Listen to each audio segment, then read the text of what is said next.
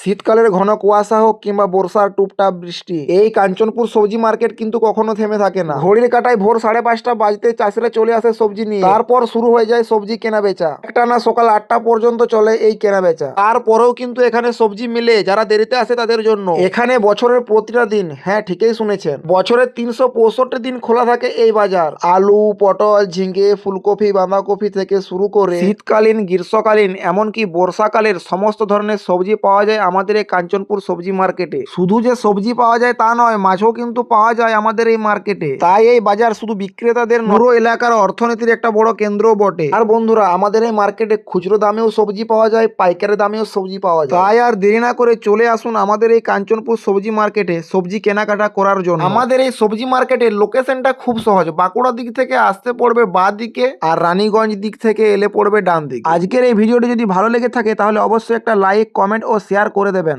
দেখা হচ্ছে পরবর্তী একটি ইনফরমেশন ব্লগের সাথে।